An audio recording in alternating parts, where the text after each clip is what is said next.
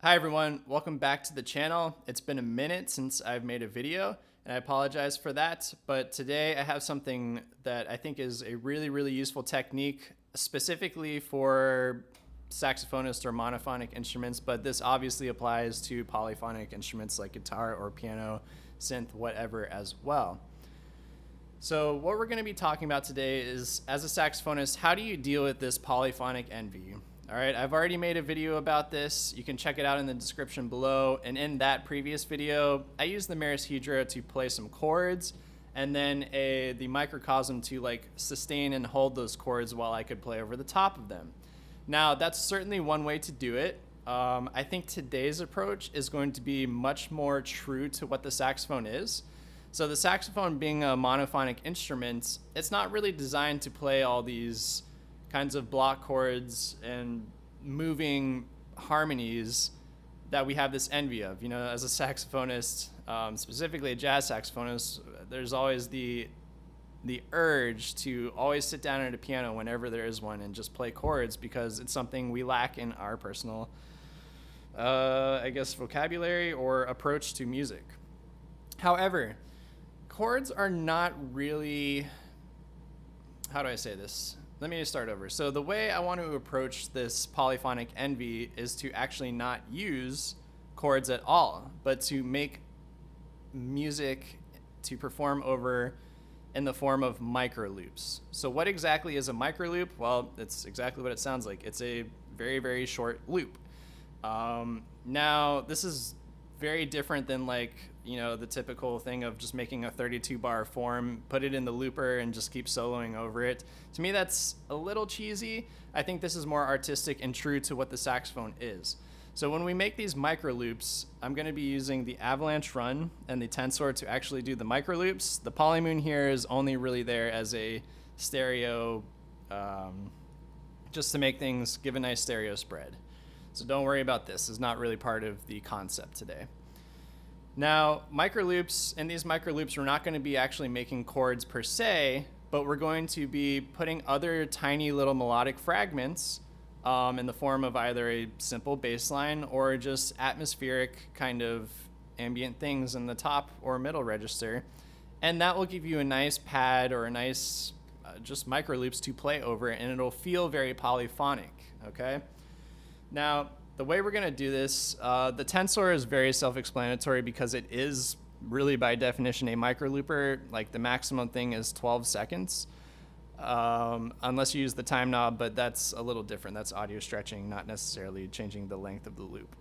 Now, the key with the Tensor is that we have this pitch knob, which is really useful because we can put it down an octave or up an octave or whatever, and that's going to give us some nice bass notes. So for example, let me go ahead and just keep the pitch at noon. Let me just record a very simple loop real quick. So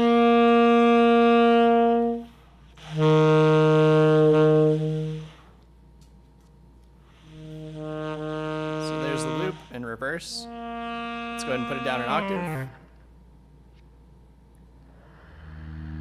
Okay, so there's some nice little bass notes already. I'm just going to add this Polymoon for some stereo delays.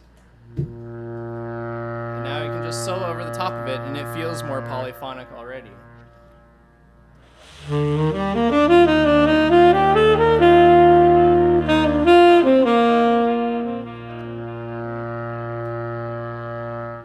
All right, so there you have it right there, already some polyphonic goodness. Let's go ahead and turn that off. Now I'm turning the mix down. I'm going to leave that because we're going to actually play with it. Now the Avalanche Run might be my favorite micro looper in the entire world of pedals. Now, obviously, this is marketed as a delay and a reverb because that's what it is. However, the Avalanche Run has some really cool tricks with it. I made a video kind of touching on this as well back in July, I think it was, so about a year ago almost. So I'll put a second link in the description if you want to check that out using the same technique. But basically, if you have the Avalanche Run in tails mode, which means that if it's off, it'll still keep playing what's ever in the buffer. So if you put the repeats all the way to maximum and then play something in it and turn it off, it'll keep going without putting any new notes into it. And now the tone knob is where it makes this really cool micro looper because The tone knob, if you put it to the right, is a high pass filter, to the left is a low pass filter. And every time the delays go through, the buffer goes through, the tone stacks on top of itself. And there's a slight bit of like crunchy resonance in here. So every time the loop, or yeah, I guess the loop gets replayed, it gets more and more degraded from this tone knob. And it actually gets this really, really beautiful distortion. It almost sounds like real tape. Okay, so what we're gonna do is, and we're just gonna add some reverb, we're going to play some stuff into the Avalanche Run and then disengage or unactivate it or turn the bypass off. So it's just looping constantly and getting degraded by this tone knob. So here we go, let's put something in there.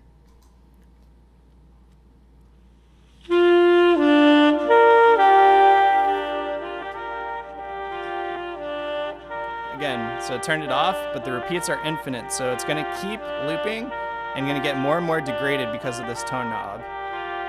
Now we can turn the reverb off, of course, but a little is nice. If you turn this on, it's gonna make the stereo spread nice and big.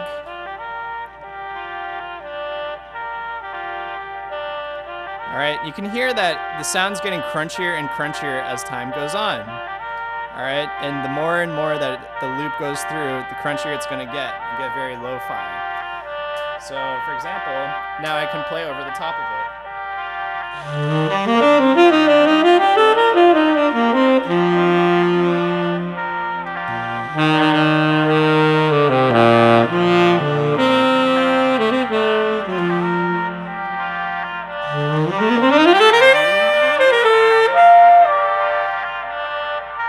So on and so forth, right? Now the real magic is if you have these two micro loops together, I can go ahead and bring the bass back in and play over the top of all this now.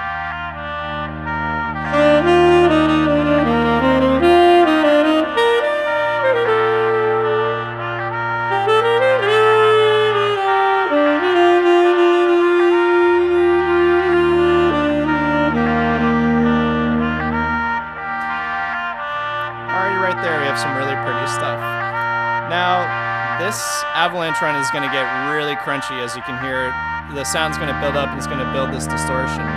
So another nice technique at one point is when it's at a nice crunchy level that I like, I can just record it over the tensor part and then it'll stay like that, and then I'm free to use the Avalanche as another micro loop or just some nice delay. So let's go ahead and record the Avalanche.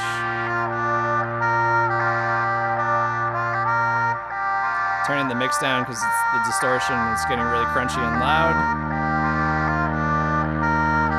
And turn the tone to neutral. Okay, so there it is. So now I can turn the repeats off and that'll go back to normal. And there it is. It's all in one micro loop right there. Now I can add this back for some more ambience. So check it out.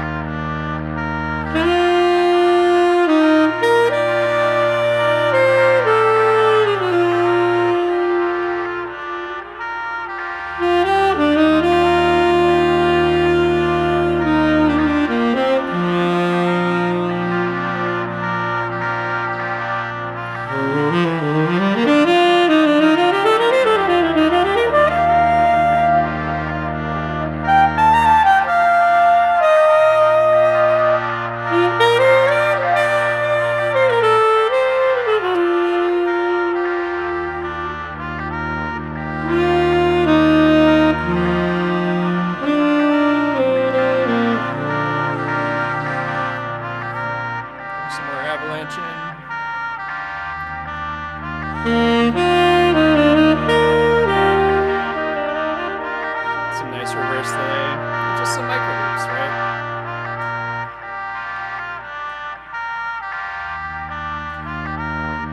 So right there, we just have a bass line and a nice crunchy lo-fi micro loop. And basically what happens is we have a low bass note and we have a higher pitched texture. Now this doesn't get in the way of our main playing. And we've used these micro loops to feel polyphonic and feel that void without being cheesy or just too much, right? It's just a nice ambient pad. What's great about this too is you can repitch it to change key. Right. Now we're on the 4/4.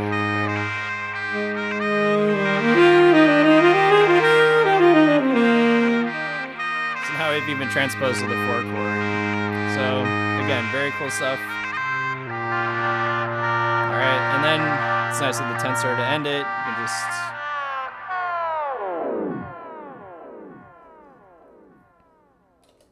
and there you have it, like creating all this seemingly polyphonic music and filling that polyphonic void using little micro loops. Again, Avalanche Run might be the best overall pedal for really anything. It does the bread and butter ambience with the reverb, the delays, but it also has that micro looper kind of function that will really degrade and get you a really nice, very tapey sound if you use the high pass filter side. Again, the tensor is great really because of this pitch knob. You can get bass notes or what have you. And then of course, Polymoon's not really part of this, but it does make just a beautiful stereo spread. And there with just these 3 pedals, it's something you can just turn on and then barely really mess around with, and you have a nice just foundation to play over and to have a really nice, seemingly polyphonic experience. So that's the video today. I hope you guys enjoyed it. I hope you're able to learn something. And yeah, micro loops are really awesome. I hope you go out and try them instead of just trying to, fill that void by actually playing chords. Think about micro loops, because chords in the first place, not to ramble on, the way polyphony was created in the first place was just stacking melodies. Instead of like making actual just chords, they're just stacking melodies that sounded nice, right? So it's the same exact concept. Just have another melody. Even if it's just a simple little passing melody, you really don't need to have the actual chords. Again, hope you enjoyed. Hope you all are able to use this, and I'll see you in the next video.